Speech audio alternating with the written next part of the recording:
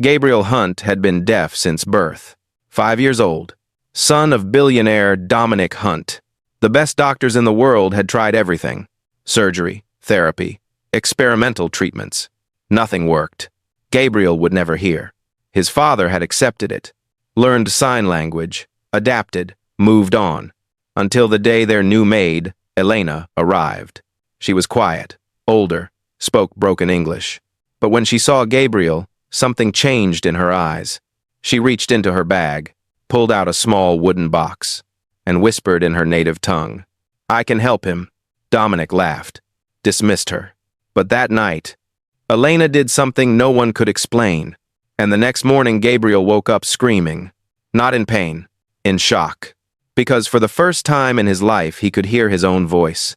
What Elena revealed next didn't just defy medical science. It exposed a secret about Gabriel's past that would destroy everything Dominic thought he knew about his son.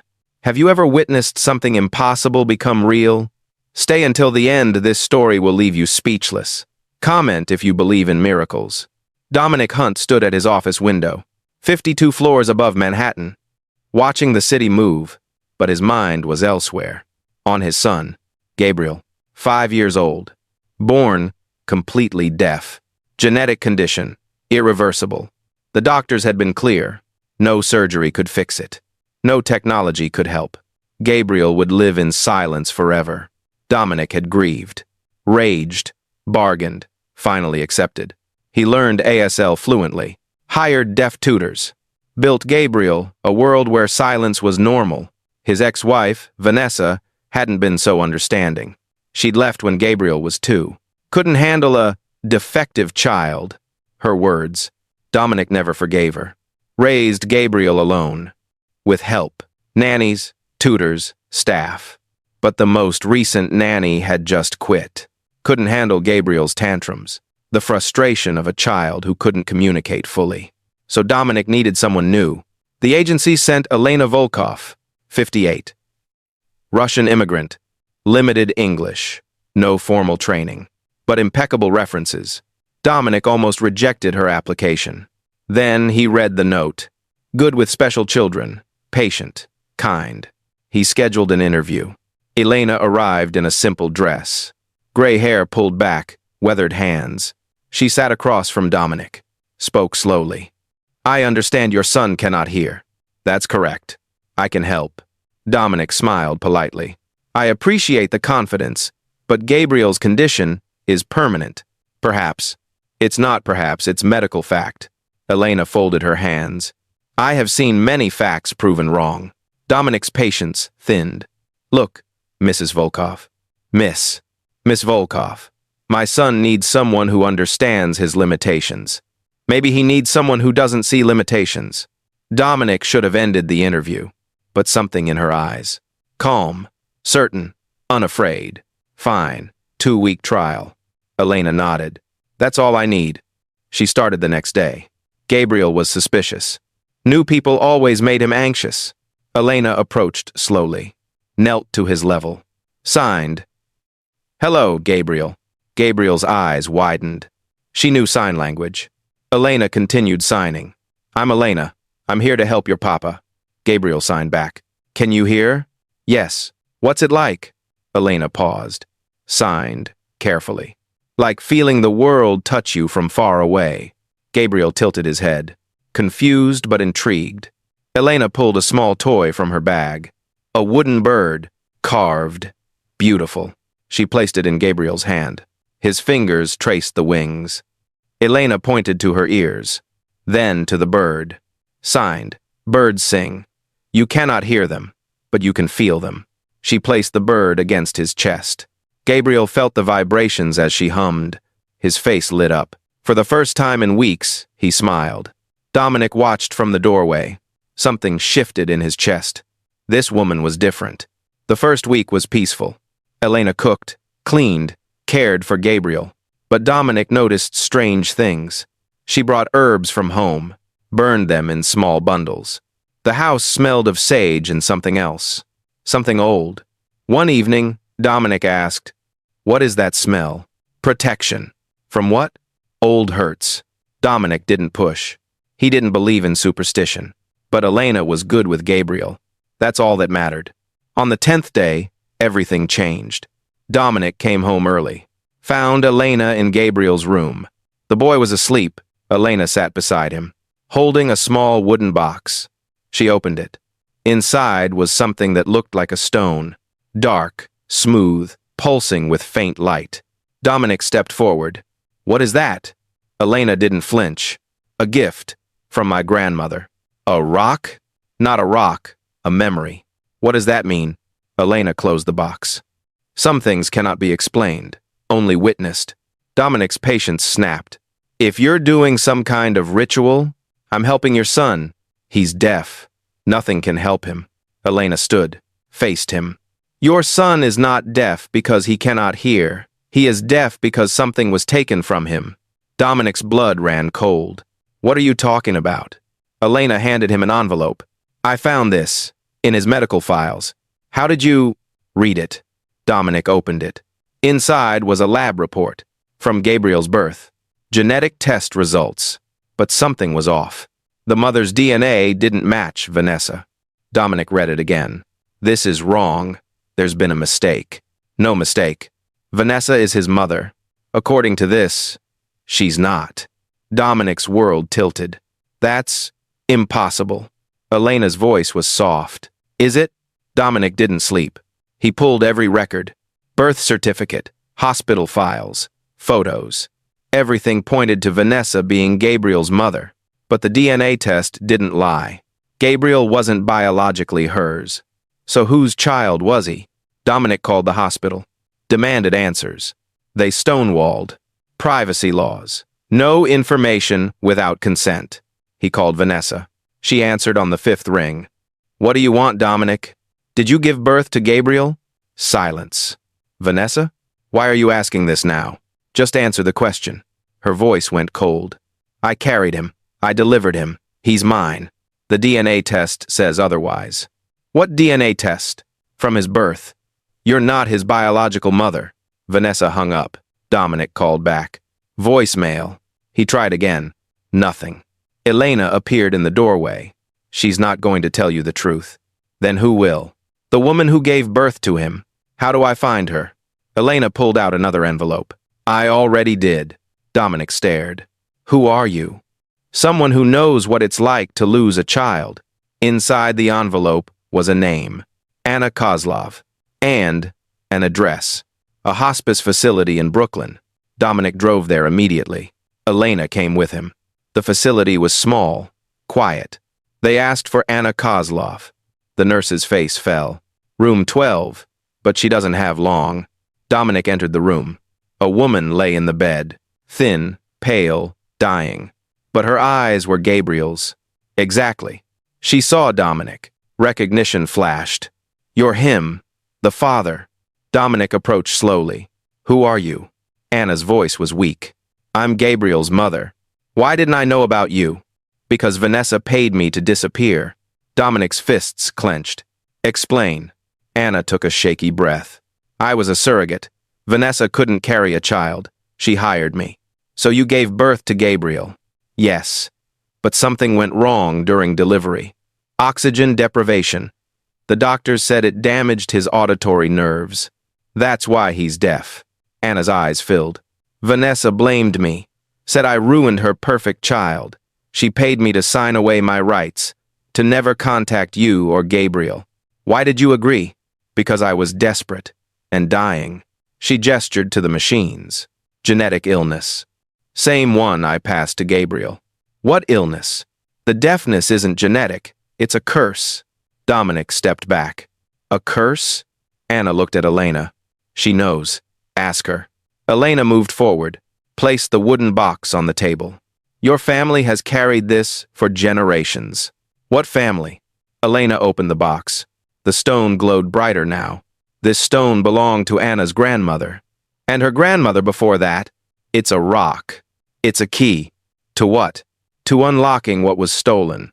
Anna's voice was barely a whisper. "My family was cursed 3 generations ago. A jealous woman.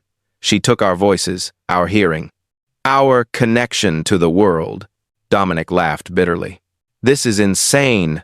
Then how do you explain Gabriel? He was born deaf. He was born cursed. Dominic turned to leave. Elena grabbed his arm. Wait, let me show you. She placed the stone against Anna's chest. Began chanting in Russian. Dominic watched. Skeptical. Then Anna gasped. Her eyes flew open. And she spoke. Clearly. Loudly. For the first time in 20 years, I can hear myself. Dominic froze. Anna sat up. Tears streaming. I can hear! The nurse rushed in. What's happening? Anna looked at her. Your voice. It's beautiful. The nurse backed away. Frightened. Elena took the stone back. Anna's hearing faded. She slumped, but smiled. Thank you. Elena turned to Dominic. This can save Gabriel. But only if you believe. If you had to choose between science and faith to save someone you love, which would you choose? Comment below because Dominic's about to make the hardest decision of his life. Dominic sat in his car, hands shaking. Elena beside him. That wasn't real. You saw it. There's a scientific explanation. Elena's voice was patient. Sometimes faith is the only science that matters. I don't believe in curses. You don't have to believe. You just have to try. What if it doesn't work? What if it does? Dominic looked at the hospice. Anna had weeks left. Maybe days. If this was real, if there was even a chance. He couldn't ignore it. He drove home. Gabriel was asleep. Dominic sat beside him, watched his son's chest rise and fall. This beautiful, silent boy. Who deserved to hear laughter? Music. His father's voice saying, I love you. Elena appeared. Tonight. What? The ritual must happen tonight, under the full moon. You're serious. Completely. What do I have to do? Trust me. Dominic had built his fortune on facts. Logic, data, proof. But looking at Gabriel, he realized something. Love wasn't logical. And he'd do anything, even believe the impossible for his son. Okay? Elena set up in the garden. Candles, herbs, the stone in the center. She drew symbols in the dirt. Gabriel woke. Signed, What's happening? Dominic signed back. Something that might help you. Help how? You might be able to hear. Gabriel's face lit up, then fell. Signed. Doctors said no. I know. But maybe they were wrong. Gabriel looked scared, hopeful. Dominic lifted him, carried him outside. Elena had Gabriel sit, placed the stone in his hands, began chanting. The air grew heavy. The candles flickered, though there was no wind. Dominic felt it. Something ancient, powerful. Elena's voice rose. The stone began to glow. Brighter, hotter. Gabriel's eyes widened. His mouth opened. He gasped, clutched his ears. Dominic lunged forward. Stop! You're hurting him! Elena grabbed his arm. Don't interfere! He's in pain! He's waking up! Gabriel screamed. A sound Dominic had never heard from him. Raw, loud, real. Then silence. The stone went dark. Gabriel collapsed. Dominic caught him. Gabriel! Gabriel! The boy's eyes opened. He looked at his father and whispered, Daddy? Dominic's breath caught. Gabriel? Your voice. I heard your voice. Dominic's vision blurred. You can hear me? Gabriel started crying. I can hear everything. The doctors couldn't explain it. Gabriel's hearing was perfect. No medical reason. One called it spontaneous nerve regeneration. Another called it a miracle. Dominic called it Elena. The media wanted the story. Billionaire's son suddenly hears. Dominic refused all interviews. This was private, sacred. Gabriel was overwhelmed. Everything was too loud, too much. He cried at sirens, covered his ears at doorbells. But he also laughed at music, begged for bedtime stories read aloud, asked 1,000 questions about every sound. What's that? Rain. And that? Birds. That? Your heartbeat. Gabriel pressed his ear to Dominic's chest, listened, smiled. I love that sound. Dominic held him. Me too, buddy. Elena prepared to leave. Her 2 weeks were up. Dominic stopped her. Stay. I've done what I came for. How did you know? About Gabriel? About Anna? Elena smiled. Anna was my niece. Dominic's eyes widened. You're She contacted me before Gabriel was born. Asked me to watch over him. Why didn't you come sooner? Because curses can only be broken at the right time. Who decides the right time? She pointed up. Forces older than us. Dominic didn't understand. But he was grateful. Thank you for giving me my son. You always had him. I just helped you both hear each other. Elena left the next morning.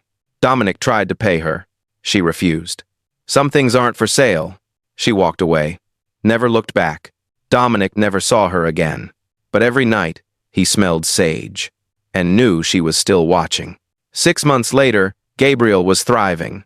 Enrolled in school, making friends, learning music. He played piano now, badly, but with joy. Dominic attended every recital, cheered for every wrong note. One evening, Vanessa called. I heard about Gabriel. Dominic's voice was cold. Did you? Can I see him? Why? Because he's my son. He was never yours.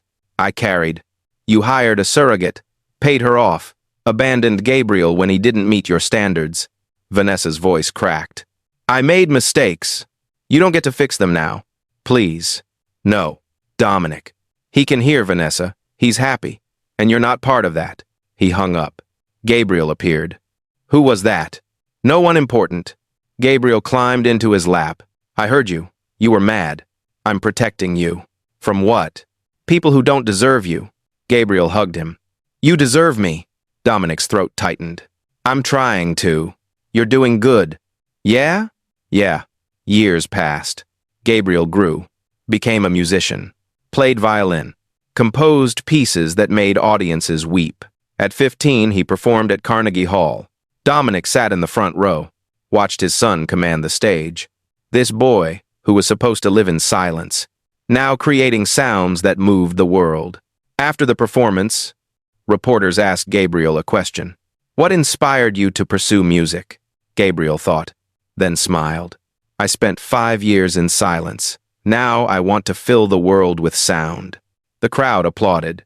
That night, Dominic and Gabriel walked through Central Park. Dad? Yeah? Do you ever think about Elena? Every day. Me too. I wish I could thank her. I think she knows. They walked in comfortable silence. Then Gabriel spoke. I'm glad I was born deaf. What? If I hadn't been, I wouldn't have learned to listen. Dominic stopped. What do you mean?